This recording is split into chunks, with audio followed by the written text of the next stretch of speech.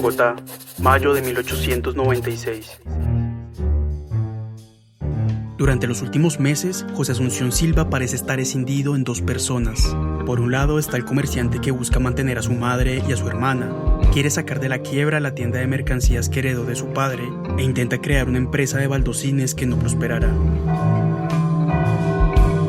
Es el Silva que evita en las calles a sus cobradores y que sonríe y negocia con los habitantes de esa Bogotá gris, conventual, en la que según sus palabras todos conocen a todos y tienen como preocupaciones principales la religión, las desgracias de los otros y la llegada del correo de Europa. Por otro lado está el artista, aquel que odia esa pequeña clase burguesa bogotana a la que pertenece, llena de malos poetas que se burlan de él a sus espaldas, llena de imitadores que no pueden escribir una sola página con vida, llena de políticos que escriben una poesía hispanófila y tradicionalista y que manejan el destino de un país que desconocen. Ese es el Silva que ve en el arte las llaves que abren la puerta de un mundo menos precario y que se dedica a leer y a escribir como un devoto. Es el mismo que en cuestión de meses escribirá su única novela, De Sobremesa. Es aquel cuyo cuerpo muerto será encontrado en su habitación la mañana del domingo 24 de mayo de 1896. Y junto a él el manuscrito de esta novela, publicada solo hasta 1925, en la que quedará plasmada la lucha interna entre el hombre práctico y el artista crítico, el conflicto entre la entrega a la poesía y la certeza de su inutilidad.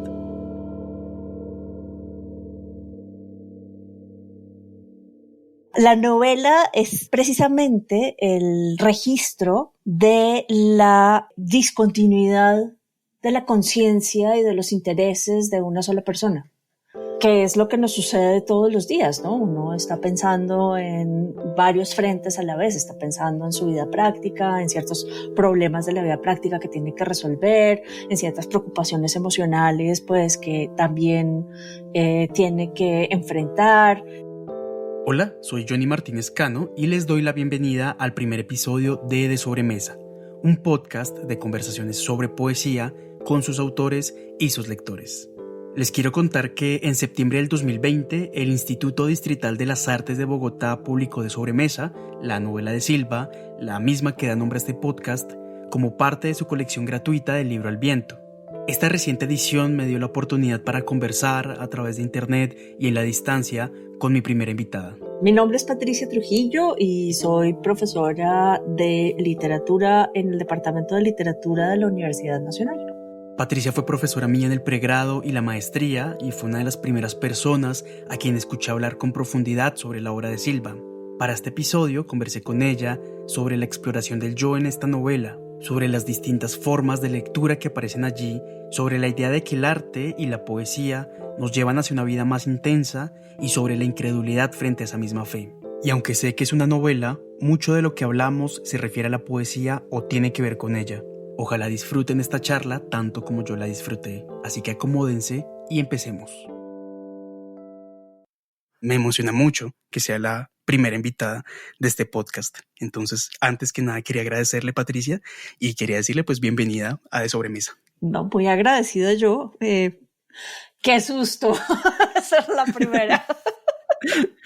A mí me gusta pensar que, pues, a pesar de la distancia, como estamos, esta es una situación relativamente similar a la de la novela en cierto sentido. Es de noche, ya termina las preocupaciones del día. Estamos en esa como charla, que es una charla de sobremesa, que es la charla que uno tiene después de la comida y que acompaña con, no sé, distintos licores o cosas. Yo hice el trabajo y me compré una cerveza. Chévere. Entonces, como de alguna forma recreamos un poco el ambiente de la novela, pues yo quería empezar charlando con usted justamente sobre eso. Me gustaría que en sus palabras me contara un poco de qué trata De Sobremesa, qué es lo que pasa pues en esa novela. Bien, pues como Johnny ya dijo, De Sobremesa es una novela que cuenta una reunión de 5 amigos en la casa de José Fernández, que es el anfitrión. 4 de los 5 han comido en la casa de José Fernández. El quinto llega después de una cena, pues, en otra casa que acaba de tener, quejándose, pues, de que se había aburrido absolutamente.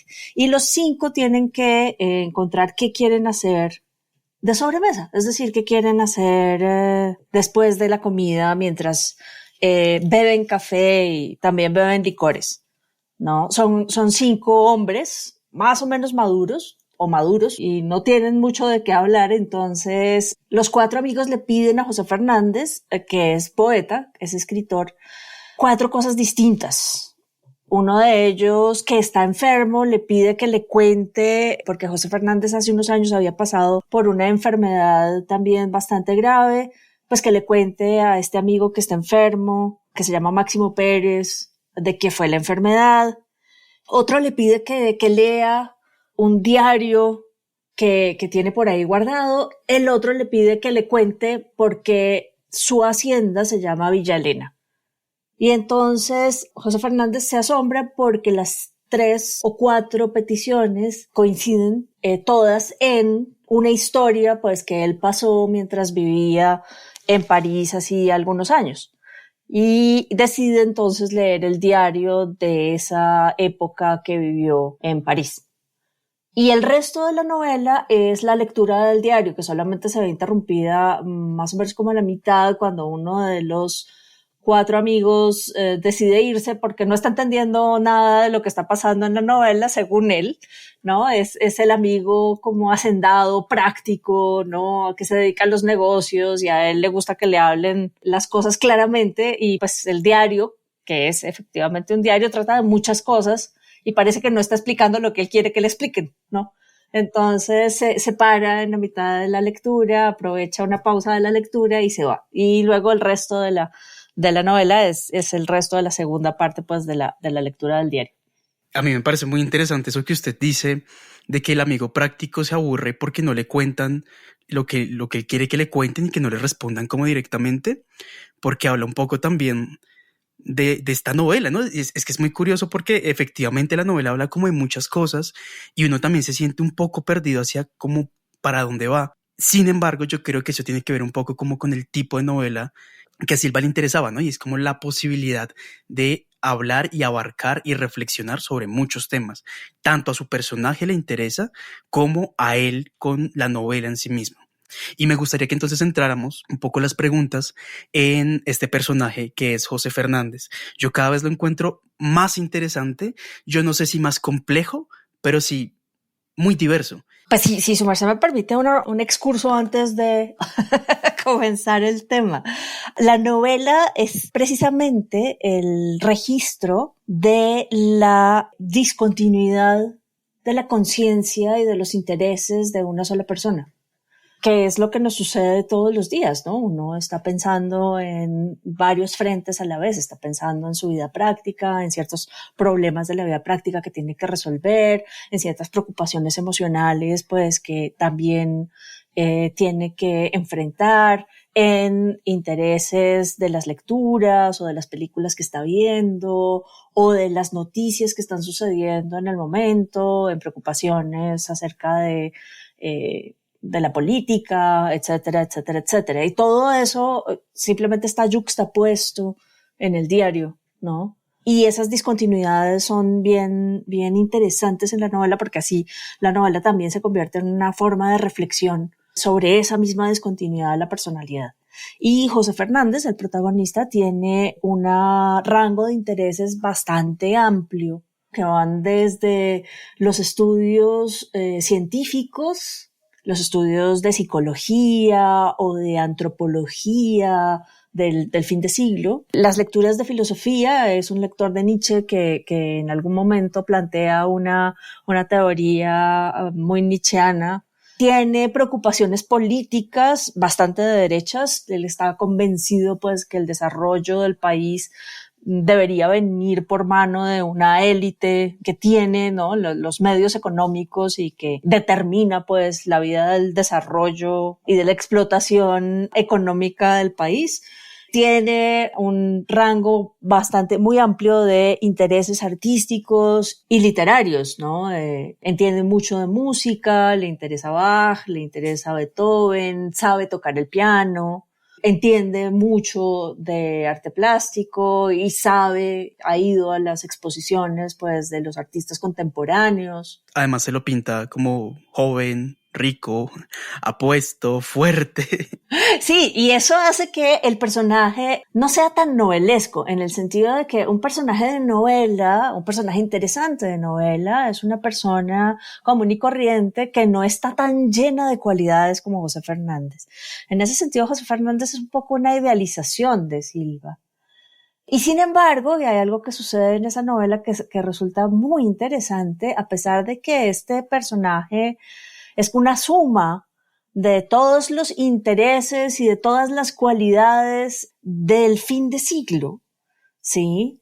También la novela da pie a que uno vea al personaje con una cierta distancia crítica. Cuando José Fernández expone, por ejemplo, su plan de desarrollo, pues uno dice, no, pues esto no. ¿No? Ese tipo de reacciones las genera la novela. Y muchas veces lo que relativiza el mismo discurso del personaje es el mismo, ¿no? Termina de decir un plan súper de derechas y de repente dice, yo estaba loco en ese momento cuando escribí eso. Pero incluso en la novela pasa algo más interesante, y no es solo que el mismo José Fernández es capaz de verse a sí mismo con una cierta ironía, porque esa ironía se le pasa, se le olvida, ¿no? Y al cabo de un rato está autoengrandeciéndose también en otro tema, en otro aspecto, ¿no? Sino que estos momentos en los que José Fernández se contempla a sí mismo y se ama a sí mismo contemplándose en el diario, uno se da cuenta de que él se ama a sí mismo contemplándose como lector. Y entonces ahí también surge una distancia crítica. José Fernández es el amante perfecto, tiene como 4 o 5 amantes a lo largo de toda la novela y va contando sus amores con cada una de ellas y lo mucho que lo adoran todas, y una de ellas lo traiciona, pero es la única que lo traiciona. El resto lo aman por encima de todas las cosas y él decide abandonarlas. Y eso mismo hace pues que uno ponga un poco en duda esta imagen de José Fernández. Uno pensaría realmente, bueno, si uno pusiera en boca de alguna de las amantes cómo fue la relación con José Fernández, tal vez tendría otra historia, ¿no? Y eso lo genera el mismo diario, la misma forma de diario. A mí me lleva a pensar a veces en una serie de observaciones que hacía J.M. Coetzee cuando estaba escribiendo sus memorias. Coetzee decidió escribir una serie de reseñas sobre libros de memorias. Y uno de los problemas que él veía en los libros de memorias que él estaba reseñando era que el pronombre personal yo llevaba una especie de puesta en escena de la persona misma. Y entonces decía él, esto actúa como una especie de pantalla que oscurece el verdadero yo. Hay ciertas cosas que uno no se puede confesar cuando dice el pronombre personal yo. Y eso le pasa a José Fernández. Hay cosas que José Fernández tal vez no se está confesando en ese diario, a pesar de que es un escrito íntimo, y hay cosas que él engrandece, pues porque está enamorado de sí mismo también. Entonces, eso también pasa en la lectura de la novela. Fernández, de alguna manera, es este personaje que se está engrandeciendo, está enamorado de sí mismo, pero también es poeta, Patricia. ¿Qué tipo de poeta se considera José Fernández? Uno podría decir que a la hora de escribir el diario, José Fernández es hasta cierto punto un poeta arrepentido, en el sentido de que ha escrito 2 libros, los ha publicado y él mismo afirma pues que han tenido bastante éxito. Los amigos corroboran esa opinión, los amigos le dicen, no, pues le insisten mucho, sobre todo Sáenz, el médico, le insiste mucho en que él debería escribir, ¿no? Que él tiene el deber de escribir porque sus 2 libros han sido magníficos y debería él seguir explorando esa vida de la escritura. Es que eso se lo debe a los lectores, ¿no? Y José Fernández le hace una reseña de sus propias publicaciones en las que también él dice que no, que sus poemas han logrado alguna cosa notable, pero a esas alturas de la vida, de hecho, incluso cuando ya está escribiendo el diario antecede a la puesta en escena pues de la novela por varios años, él ya no escribe. Es un poeta cuya preocupación fundamental en la vida no es escribir. Mejor dicho, es alguien que ha dejado de ser poeta realmente, que ha dejado de ser escritor. Y eso es bien interesante, pues porque sigue siendo alguien que sigue leyendo poesía, sigue interesado pues en la literatura contemporánea, pero no, ha decidido pues abandonar la escritura. No, no soy poeta. Eso es ridículo. Poeta yo. Llamarme a mí con el mismo nombre con que los hombres han llamado a Esquilo, a Homero, a Dante, a Shakespeare, a Shelley. Qué profanación y qué error. Lo que me hizo escribir mis versos fue que la lectura de los grandes poetas me produjo emociones tan profundas como son todas las mías, que esas emociones subsistieron por largo tiempo en mi espíritu y se impregnaron de mi sensibilidad y se convirtieron en estrofas. Uno no hace versos, los versos se hacen dentro de uno y salen. Y no, Dios mío, yo no soy poeta. Soñaba antes y sueño todavía a veces en adueñarme de la forma, en forjar estrofas que sugieran mil cosas oscuras que siento bullir dentro de mí mismo y que quizá valdría la pena de decirlas, pero no puedo consagrarme a eso. Parte del abandono se debe, o creo que se debe, a algo que él habla al principio, y es pues lo mal recibidos que fueron sus libros, o lo mal, no, ni siquiera lo mal recibidos, sino como lo mal leídos que fueron sus libros. Y acá como que sale una idea que a mí me interesa mucho, que me parece muy bonita en De Sobremesa, y es la idea de la lectura, del tipo de lector que aspiraba tener Fernández y que no tiene. Me gustaría, si usted me puede hablar un poquito de esto, del tipo de lector que busca, diría Fernández, pero es que la novela también es una puesta en escena de una lectura y todo de alguna manera gira en torno a la lectura. Pero me gustaría empezar como por ahí, ¿qué tipo de lector esperaba Fernández? Fernández esperaba un lector ante todo sensible, dice él, ¿no? Un lector que resonara como si fuera un instrumento musical con las sugerencias que le provee el poema. Él dice, bueno, pues lo que yo espero pues es que tener lectores que sean lectores piano, en el sentido de que uno toca una tecla y todo el instrumento resuena con ese movimiento de la mano al tocar la tecla, ¿no? Los poemas serían como la mano que se posa pues sobre el teclado, pero pues lo que uno necesita es que el lector sea un piano, ¿no? Y él dice, bueno, pues el problema es que la mayor parte de lectores son lectores mesa, no lectores piano, no resuenan. Y esa es un poco una de las desilusiones, dice Fernández, que ha tenido cuando ha publicado sus libros. Sin embargo, los libros han tenido una cierta utilidad que tal vez no es la que quiere Fernández, pero que sí aparece en la novela. Por una parte, los libros le sirven para conquistar a algunas mujeres. Una de sus amantes se convierte en amante suya porque ha sido lectora de sus poemas. Y sus amigos, los 4 amigos, lo admiran mucho, ¿no? Porque es poeta. Y lo han leído, además. Excepto tal vez Juan Rovira, que es el que se va en la mitad de la lectura.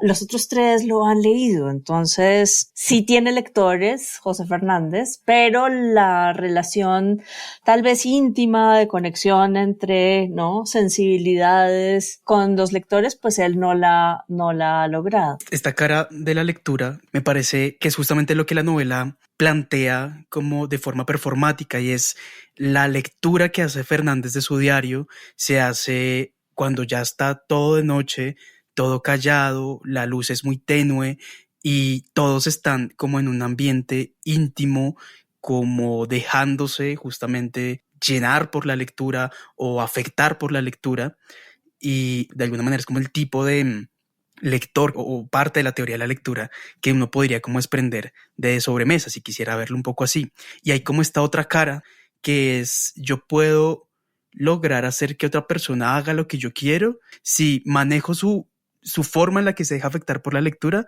para otros fines. Sí, bueno, Fernández no solamente utiliza la lectura un poco maquiavélicamente en ese sentido, sino también utiliza la lectura para comunicarse con los otros seres humanos, por ejemplo. Cuando empieza a enfermar en el diario, decide consultar a un médico que se llama Rivington, de apellido, y antes de ir a donde Rivington, pues él dice, mire, era un hombre muy sabio, ¿no? Era autor de 4 libros, se inventan los títulos de los libros, Silva, y son estudios, hay un estudio sobre la epilepsia, hay un estudio sobre las apariciones sobrenaturales, hay un estudio sobre la evolución de las ideas acerca de lo divino, ¿no? Y José Fernández se los ha leído todos, ha reflexionado sobre ellos y los relee justo antes de la cita que tiene con Rivington, ¿no? Pues leer los libros del médico implica estudiar al médico antes de que el médico lo estudie a uno, entonces saber más o menos por dónde irá el diagnóstico o no. Además, implica tener un diálogo informado sobre las cuestiones que le interesan también al médico, ¿no? Entonces la lectura tiene también ese tercer frente en De Sobremesa. La lectura tiene otro frente en De Sobremesa que Fernández no practica con otros seres humanos, sino consigo mismo, y es que a través de la lectura él puede comprender ciertas cosas de sí mismo o puede vivir por persona interpuesta ciertas experiencias que él anhelaría tener. Y en ese sentido la lectura es una especie de ampliación de los horizontes de la experiencia humana. Claro, es como aprendo a vivir leyendo. Uh-huh. Sí, aprendo a vivir leyendo. O tengo otras experiencias que yo no podría tener a través de la lectura, o la lectura me sirve para sondear ciertas ideas que no son mías, pero que son muy interesantes, y entonces la lectura me permite ir más a fondo en ellas, saber cuáles son como sus límites y probarlas, ¿no? Y ese sondeo también es el diario. En el diario se sondea pues las ideas de Nietzsche, se sondea la existencia de una artista que también escribió un diario, una pintora que murió muy joven, rusa, que se llamaba María Vasquitsev. Se sondean las ideas de un científico que escribió un libro que causó mucho revuelo en el fin de siglo, que se llamaba Max Nordau. Se sondea una cantidad de cosas. Incluso se sondean las formas en las que uno percibe a los otros, que esa es otra cosa muy interesante en la novela.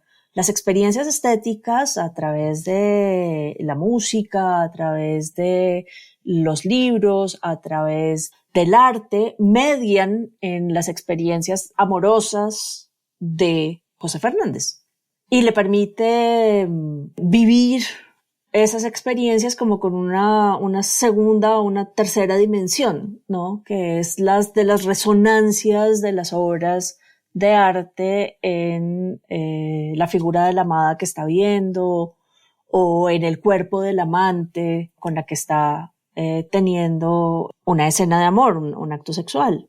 Y entonces ahí pues viene otra pregunta que plantearía la novela, y es hasta qué punto pues esta ampliación de las posibilidades de la experiencia personal por medio del arte es una forma de comprensión de ciertas cosas que uno no podría llegar a comprender, o es una forma de falsear la propia experiencia. En ese sentido, sí me parece muy chévere que la novela pone en escena este problema del arte, de la lectura como sustituto de la vida, como ya no me importa vivir porque comprendo el mundo a través de lo que estoy leyendo. Y eso no es necesariamente bueno, plantea problemas para el mismo Fernández, ¿no? Y él muchas veces se llega a hacer esa pregunta o llega a hacer ese acto de conciencia de siento que vivo en un mundo de ensoñaciones literarias. Y como que esa conciencia de ese peligro me parece que es algo que tiene la novela que es muy, muy chévere. Sí, eso es cierto. Y sin embargo, lo interesante de la novela es que la novela mantiene como un equilibrio en tensión esa posibilidad de lo que está haciendo la percepción artística de Fernández es falsear su propia experiencia y entonces le impide ver cómo son realmente las cosas, o La otra posibilidad es, pues no, realmente la experiencia estética es un enriquecimiento de la propia experiencia y vale la pena vivir la vida, ¿no? Con esa otra dimensión del arte. Es decir, el arte realmente nos hace más ricos, realmente nos hace más capaces de comprender ciertas cosas, realmente nos hace más sensibles, ¿sí?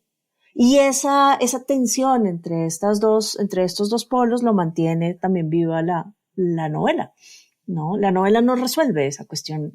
Tirando un poco para el lado de la expansión de la sensibilidad para comprender el mundo y para abrirse uno mismo al mundo, me gustaría que leyera un fragmento muy bonito de la novela que es justamente sobre esa expansión de la sensibilidad en contemplación del mundo, que no hubiera sido posible si no es por la experiencia artística. Vale, listo.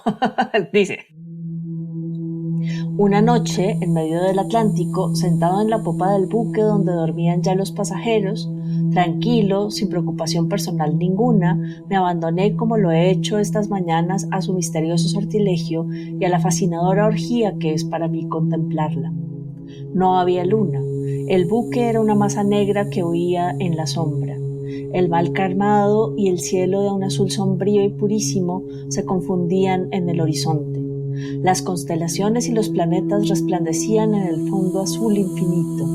El hervidero de soles de la Vía Láctea era un camino de luz pálida en la inmensidad negra y abajo la estela que dejaba el barco era otra Vía Láctea, donde entre la fosforescencia verde azulosa ardía sutil polvo de diamantes.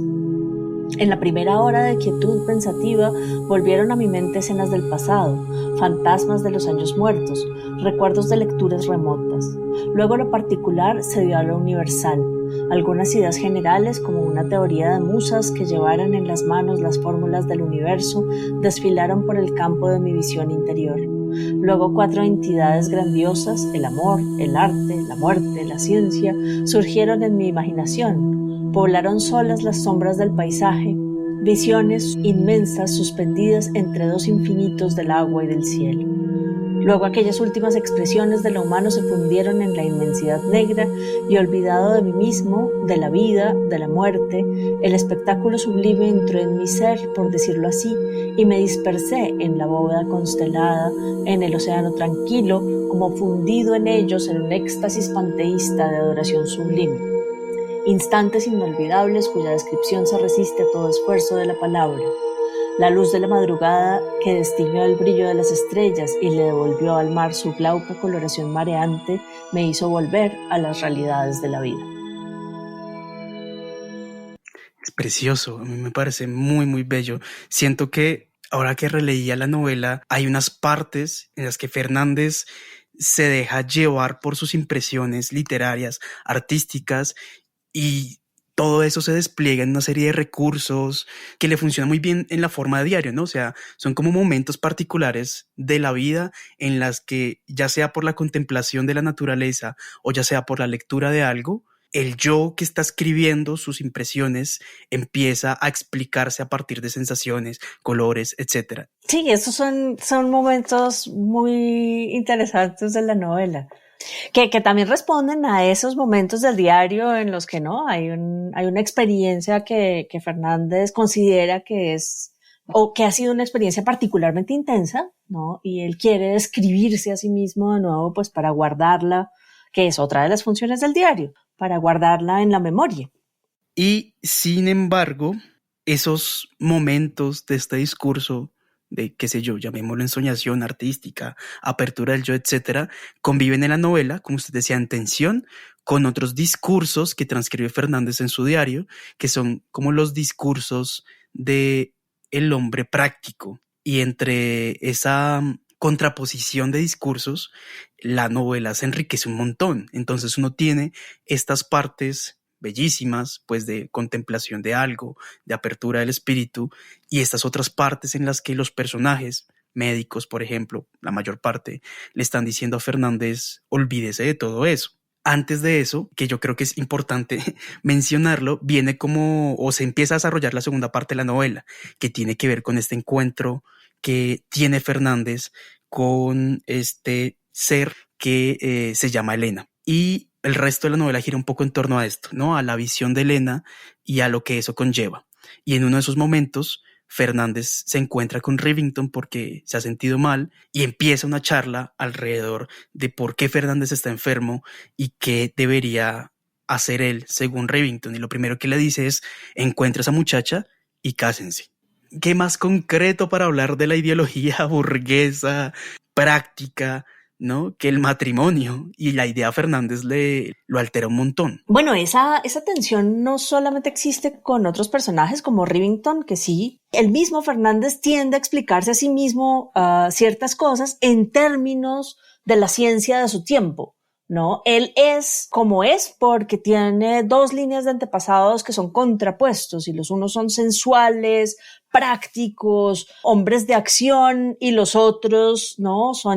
Tienen una vida intelectual, sensible, ¿no? Más artistas que otra cosa, ¿no? Y ambas herencias, pues las ha heredado él y tiene esas tensiones internas. Pero esa forma de explicarse las cosas es una forma pragmática, pues, ¿no? Podría decirlo uno así, científica de la época, totalmente desmitificada, o que intenta ser totalmente desmitificada, ¿no?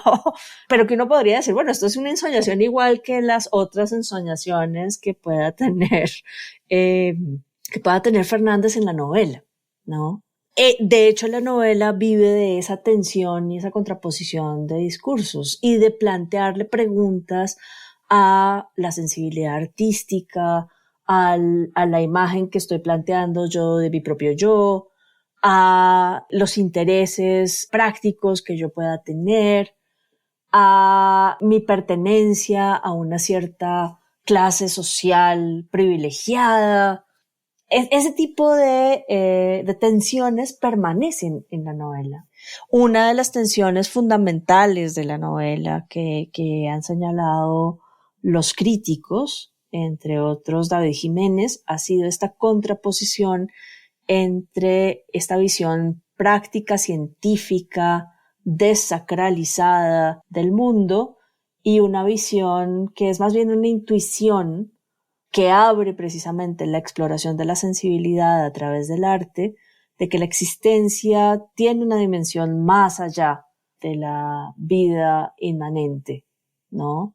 Y que tiene una serie de conexiones internas, misteriosas, que uno no se puede explicar del todo. Y eso es lo que vive o cree vivir, porque no lo sabemos, José Fernández con el encuentro con Elena. José Fernández ve a Elena solamente 2 veces y estos encuentros están muy mediados por su experiencia literaria y por su experiencia artística. Releyendo el encuentro con Elena me di cuenta pues que en 3 o 4 párrafos José Fernández la compara con 3 o 4 cuadros. Al principio, cuando él está comiendo y él es el único que está comiendo en el comedor de un hotel, entra el mesero y prepara la mesa para otro par de huéspedes. Ginebra, 11 de agosto, por donde empiezo, no sé. Es tan delicado, tan dulce, tan extraño, tan aterrador lo que siento, que temo, al querer decir la impresión con palabras, destrozar su frescura, como se destrozaría el esmalte de luz de una mariposa de muso al quererla fijar con un clavo de hierro. Fue ayer tarde en un comedorcito reservado que tiene vista sobre el jardín del hotel y por cuyos balcones abiertos venía con la brisa del lago el olor moribundo de las madreselvas que lo enmarcan. Comía solo, deseoso de evitar las promiscuidades y el ruido de la mesa común, y leía las soledades de Sully Prudhomme a la luz de las bujías del candelabro. Un criado entreabrió la puerta, encendió las de otro, puesto en la mesita vecina, colocó sobre ella un menú del día y volviendo a la puerta entreabierta, doblado en 2, pronunció un «Puis pouvez entrer, monsieur, puis pouvez entrer, mademoiselle», con su más puro acento alemán. Entraron, ella delante, él atrás. Entran los 2 huéspedes, uno de ellos es Elena, el otro es el papá de ella, que vienen de un viaje y ella todavía, pues los dos todavía tienen el abrigo y los guantes y el sombrero puestos. y ella, la primera imagen que él ve de ella es pues con un pequeño sombrerito y su abrigo, y dice, se parecía mucho a la princesita del cuadro de Van Dyck. Primera imagen. Y luego ella se despoja del sombrero, ¿no? Se sienta y lo siguiente que él ve es que ella tiene unas manos delicadas, largas, muy finas, igualiticas a las manos del retrato de Ana de Austria por Rubens. Segunda referencia, ¿no? Y al cabo de un rato, él la vuelve a mirar y se da cuenta de que su perfil es igualito al de una virgen de Fray Angélico. Entonces ya van 3, ¿no? Y solo después de esas 3 imágenes artísticas, él la describe, ¿no? Pero el encuentro con ella está muy, muy mediado, primero por las imágenes que provienen del arte, e inmediatamente después por esta imagen del encuentro de Dante con Beatriz. En un momento, mientras Elena y el papá han pedido algo de comer, el papá de Elena está interesadísimo en alguna noticia de un periódico que acaban de recibir, entonces está leyendo la noticia y ella se voltea a pasear la mirada por el salón y ¿con quién se tropieza? Con el único otro presente en el salón, que es José Fernández, y las miradas de los dos se cruzan. Y la primera impresión que él tiene es la impresión que tiene Dante con Beatriz cuando se cruza con Beatriz por primera vez en la vida y que él describe en La Vita Nuova, ¿no? Y es que Beatriz es una especie de presencia divina que se da cuenta de lo bajo y lo pecador que es él.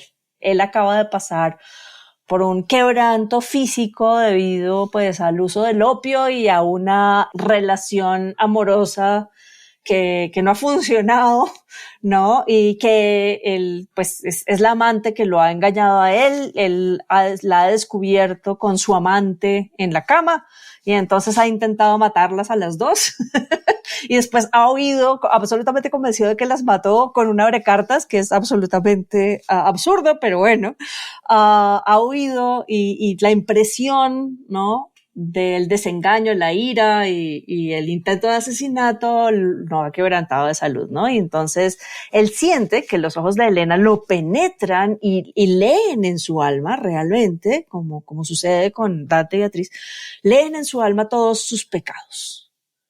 Y entonces él baja la mirada, ¿no? Realmente turbado, como hizo Dante con Beatriz. Y luego la vuelve a subir y se vuelve a encontrar con la mirada de ella y siente una simpatía en la mirada de ella, una piedad realmente, de una presencia divina. Elena es como, de pronto adquiere las dimensiones de una presencia divina, de una Virgen María que estuviera como velando, ¿no?, velando por encima de él y lo comprendiera como pecador y le prometiera, y ahí viene una especie de diálogo que Fernández está imaginando, ¿no?, en la que ella, Elena, le promete que ella será su Beatriz, de hecho, ¿no? Y luego, al cabo de un momento, él siente que algo en los ojos de ella ha cambiado y que ya no hay una piedad, que ya no es que ella sea una figura, una presencia casi divina, sagrada, que se apiada de él y que haya una distancia entre los dos, sino que su mirada ha adquirido una cierta ternura y entonces él la siente mucho más cercana, ¿no? Y experimenta a través de la mirada de ella la misma sensación que uno sentiría con la música de Bach o de Beethoven, dice él, ¿no? Entonces tenemos una tercera asociación, ¿no?, ya no en el ámbito ni del arte ni de la literatura, sino en el ámbito de la música, de lo que implica ese encuentro con Elena. Y tal vez se habrán mirado unos 2 o 3 minutos y el padre le dice a ella algo, ella se voltea, le responde al padre y José Fernández se levanta, ¿no?, y se va. Sale a pasear y llega muy tarde en la noche al hotel, se queda en el jardín del hotel y de pronto ve una ventana iluminada en el segundo piso, una silueta femenina y él intuye que es Elena. Y entonces toma algunas flores del jardín, le incluye su tarjeta, ¿no?, y arroja el ramo al balcón. Y al cabo de un rato, la figura femenina que ha recogido el ramo de él se asoma otra vez al balcón y arroja otra cosa y es otro ramo, ¿no? Es un ramo de rosas del té que él, ¿no?, recoge con mucho cuidado, y el día siguiente Elena se ha ido del hotel, Elena y el papá han continuado con su viaje y él no los vuelve a encontrar, ¿no? Y a ver, y ese es el único encuentro que tiene con ella.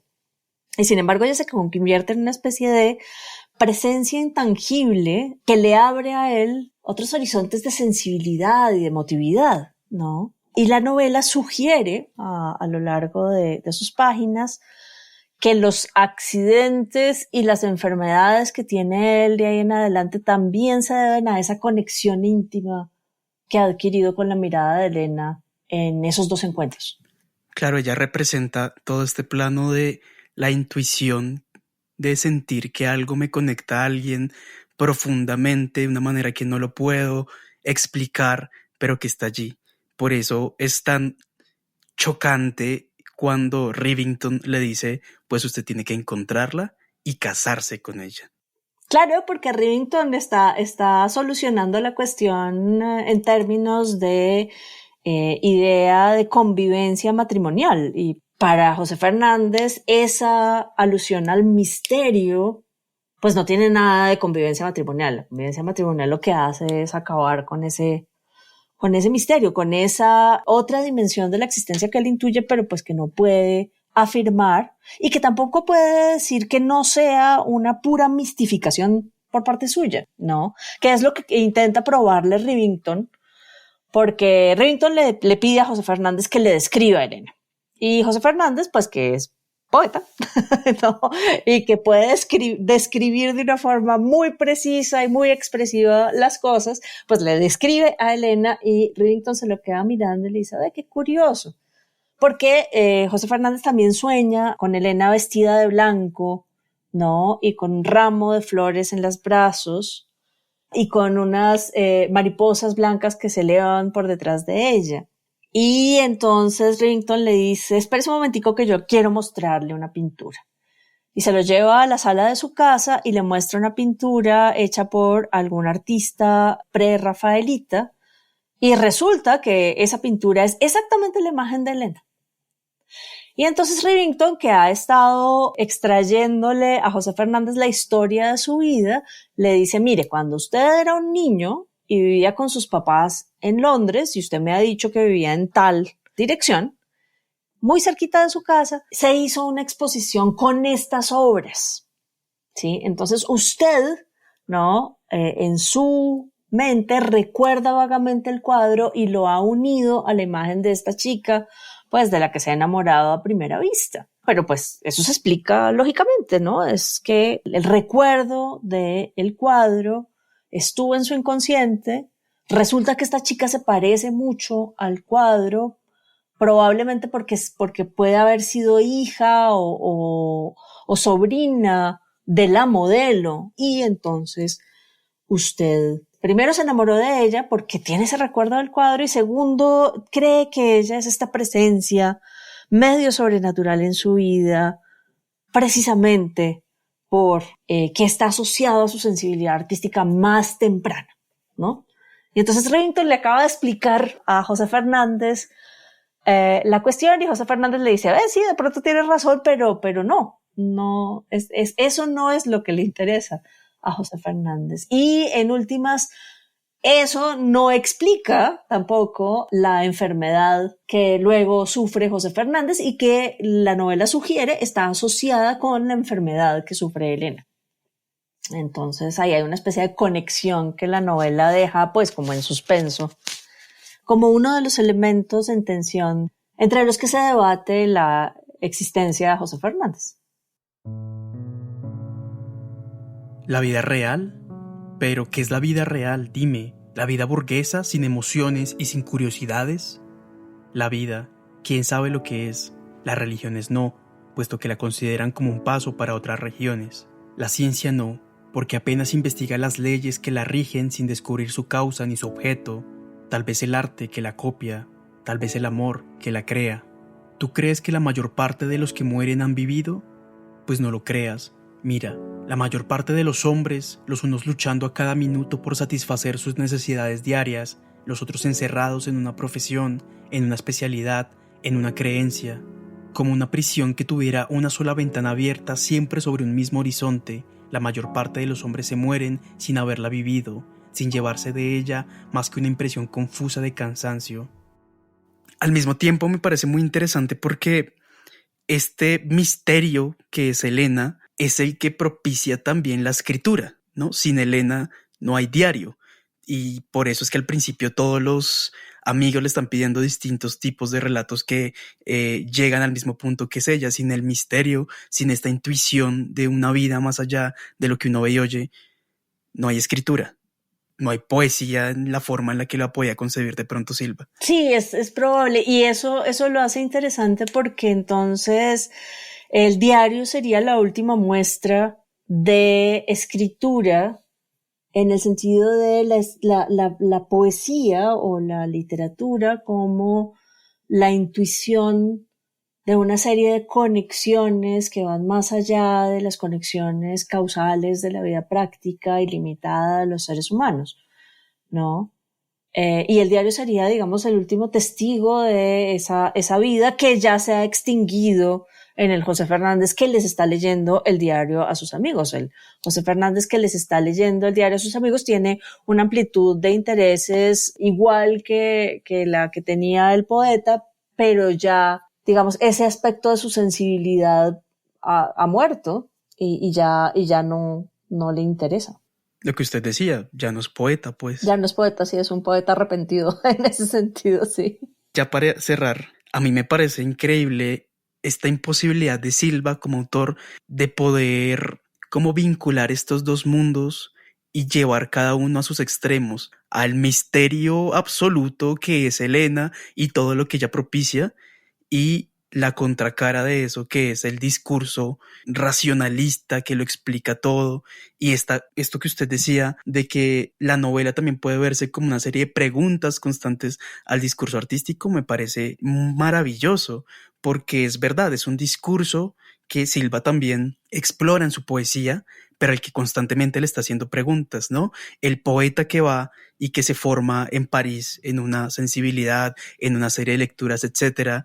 ¿Es este hombre sensible o es el rastacueros, ¿no? Es el snob. Y esta serie de como pullas que se está haciendo a la idea de la poesía como una vida más plena o como la posibilidad de una vida más plena, pues es algo que Silva nunca va a poder como armonizar estos dos discursos, ¿no? Sino que simplemente lo que hace constantemente su obra es hacerle preguntas a ese discurso y retarlo casi para negarlo muchas veces. Sí, la novela efectivamente pone en duda esta ampliación de la sensibilidad por medio del arte, pensando, bueno, y esta educación tan refinada no me convierte realmente en eso, en un snob, que lo único que tiene es una apariencia de cultura, pero que no tiene nada por dentro. Y que simplemente se convierte en una persona insoportable de tanta referencia poética y literaria, ¿no? Esa duda está en la novela. Pero también está la duda contraria y es, bueno, ¿y si el arte no es verdaderamente la única forma de desarrollar la sensibilidad? Y los que tienen una vida más estrecha y más limitada no son los Rivingtons y los Roviras, ¿no? Que han optado por la ciencia o que han optado por la vida práctica en sus múltiples manifestaciones. Vida práctica en términos de hacer dinero y hacer política. Vida práctica en términos de dedicarse a la ciencia y a cualquier ámbito de la ciencia, ¿no? Esa no es un ámbito de vida tan bien limitado. Entonces, digamos que la novela plantea también esa pregunta. Y en ese sentido, el hecho de que José Fernández sea esta como colección de intereses contrapuestos y muy amplia, la colección, implica que José Fernández está preguntándose pues por el sentido de la vida, ¿no? Y Silva, por persona interpuesta, también se está preocupando. Y por una persona interpuesta muy idealizada, ¿no? José Fernández no tiene preocupaciones económicas reales, ¿no? Él ya tiene el problema económico resuelto y lo único es demostrarse a sí mismo que él es lo suficientemente hábil como para crear más riqueza. José Fernández no tiene problemas de imagen física, ¿no? Él es un tipo sumamente apuesto, se sabe sumamente apuesto, es, ¿no?, el papito rico que todas las mujeres persiguen. José Fernández no tiene problemas de sensibilidad artística porque él sabe que, ¿no?, su sensibilidad artística es muy refinada. No tiene problemas de inteligencia porque él sabe que es muy inteligente. Eso lo hace un poco menos interesante, pero inclusive así el personaje sigue planteando las limitaciones de la existencia humana. Y la novela, o sea, vista al cabo de los años, o sea, vista en una distancia histórica, tiene otra dimensión que la hace aún más interesante. Y es, José Fernández es un miembro de la élite latinoamericana. Y tiene todas las limitaciones de un miembro de la élite latinoamericana. Tiene el desprecio por el resto de las clases sociales latinoamericanas. De hecho, en la novela no existen las otras clases sociales. Existen sirvientes que se ven, pero no se oyen. Pero tiene los complejos de una élite latinoamericana. José Fernández va a Francia, ofrece una fiesta para la mejor sociedad parisina y sabe que después de esa fiesta, en la cual él se ha gastado un montón de dinero, él no va a penetrar en la gran sociedad parisina, ¿no? Y va a ser olvidado al cabo de unos cuantos meses, ¿no? Y José Fernández siente ese autoengrandecimiento del cual son coro sus amigos, ¿sí? Pero es porque los amigos también pertenecen a la misma clase social, ¿no? Y entonces uno podría decir, este es el límite, ¿no?, de la novela que valdría la pena explorar en términos críticos también, ¿no? Hoy en día, ¿cómo se ve esa imagen de esa élite tan pequeñita muchos años después? Bueno, Patricia, muchísimas gracias por esta conversación. Yo siempre sigo aprendiendo después de tantos años. Y nada, muchas gracias por ser de nuevo la primera invitada en este podcast. Gracias, Johnny. No.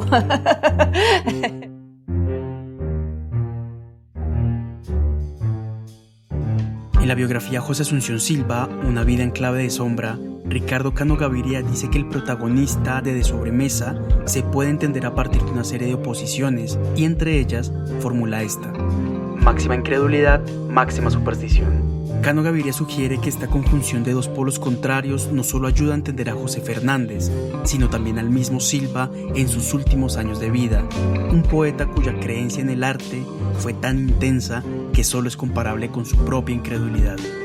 Si llegaron hasta aquí y les gustó el episodio, les pido que lo compartan con sus amigas, sus amigos o con cualquier persona a la que crean que pueda interesarle. Esta es una forma de apoyo y es un impulso para pensar nuevas conversaciones. A mí me encantaría recibir todas sus impresiones del episodio y para eso pueden escribirme. De Sobremesa está en Instagram como @desobremesapodcast y en Twitter como @desobremesapod. Por allí también se comparten poemas y contenidos varios relacionados con los programas y con la vida en general. La edición digital de la novela de Silva, hecha por Libro al Viento, la encuentran en la página Idartes en Casa y les dejo el enlace en las notas del episodio. El tema musical de apertura y cierre fue compuesto por Julián Martínez, Álvaro Salamanca y Jimmy Riveros. Toda la otra música fue compuesta por Julián Martínez. La edición de audio fue hecha por Álvaro Salamanca. Las ilustraciones del podcast son de Laura Patiño. A todos ellos y a ustedes por escuchar, muchas gracias.